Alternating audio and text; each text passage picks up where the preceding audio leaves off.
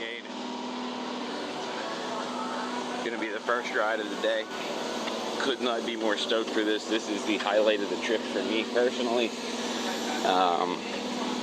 A very elusive GCI. So let's get it. Valleyfair. Oh yeah, OG Cedar Fair Park, located in Shakopee, Minnesota. This is Clay with the Pennsylvania Roller Coaster Club, and today we're going to take a peek at the roller coaster lineup at Valleyfair, and we're going to rank their rides from worst to first. Now, as we like to do on the channel, before we dive into throwing rankings around, let's take a quick peek at a map. That way we have some geographical frame of reference. So, Minnesota in the top left, just south of there is Shakopee, which is where Valleyfair is located.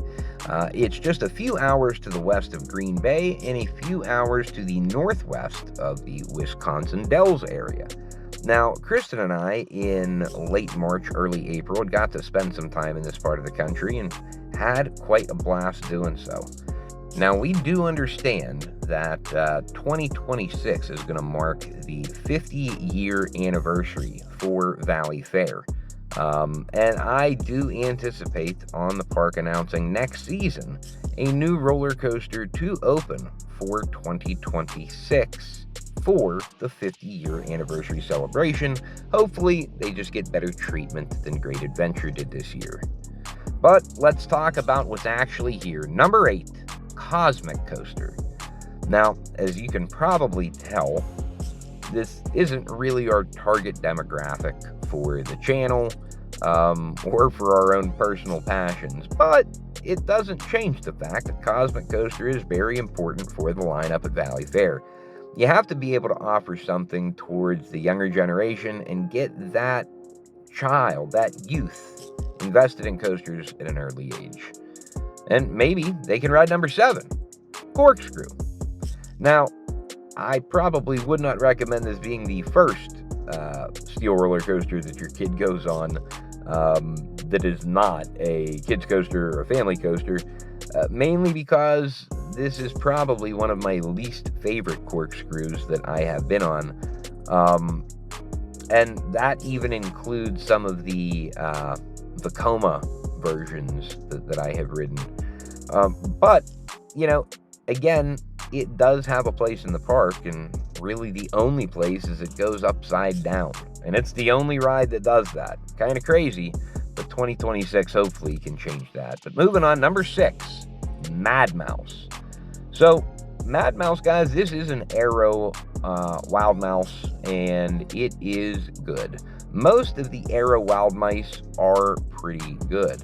As a matter of fact, the Wild Mouse that I still think is the best in the country, the former Alton Mouse that's located at Idlewild Park in Pennsylvania, is based off of an Aero design just built by Vekoma with a couple extra little, twists and idiosyncrasies to that ride model. But these Aeros, they're great products, and number 6 in the park is a great place for it to be.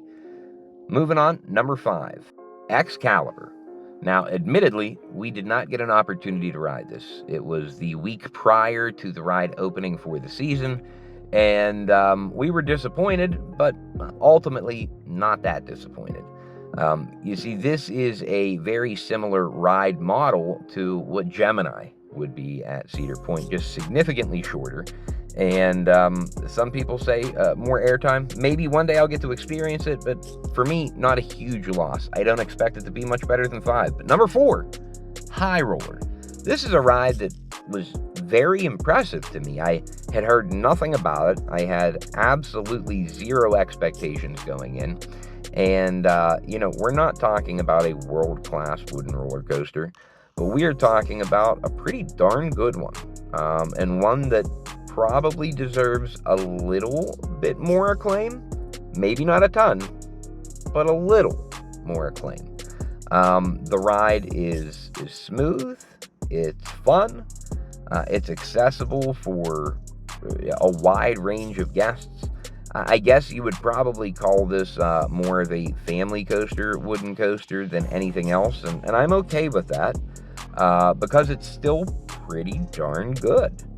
I mean, by all accounts, I really couldn't find anything negative that has ever been said about High Roller, at least on the internet, which, I mean, you would think that if there's been a lot of problems with this ride, or a lot of people didn't really like it, that you'd probably be able to find something. But, you know what? Here we are, and I would say it's pretty underrated. Moving on, though, to number 3, Wild Thing. Now, I was pretty nice to High Roller. And Wild Thing, I mean, it is a Morgan Hyper, and they are pretty good regardless of anything. Even if it's over trimmed, it's still a fun ride. And that really is what Wild Thing is.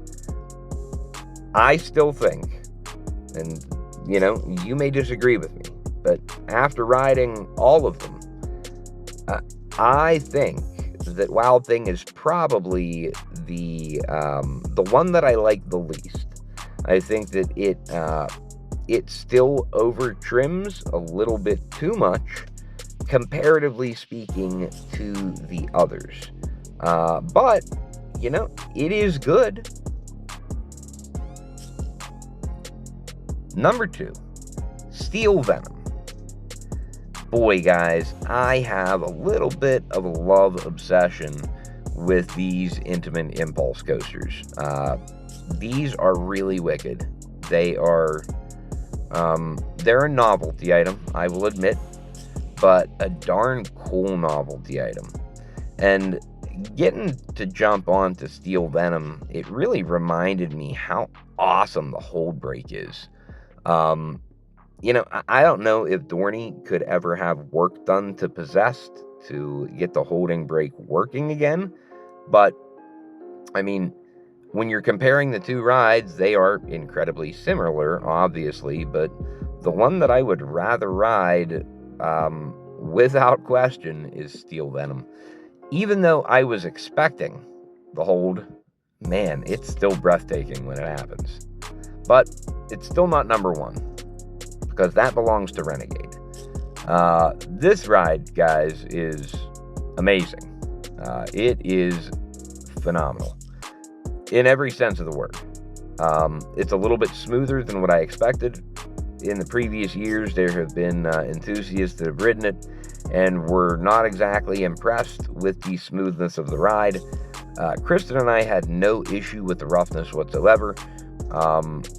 It was running fast, relatively smooth, and intense. And that is a great combination when you're talking about relatively modern GCI coasters. Whenever they're too rough, obviously it takes away and you know, makes it a you know, jarring side-to-side experience. But when they are running relatively smooth, man, these are special rides. And that first drop, I had never experienced anything like it, only to find out, actually through conversation with one of the ride operators, that, and I didn't know this at the time, it is the only GCI in the world that has that type of first drop. So, yeah, I was blown away. Great ride, one of the better GCIs that I've ever been on, and that's why it's got to have the top spot in the park. That crew and the staff here that are operating Renegade, they're awesome.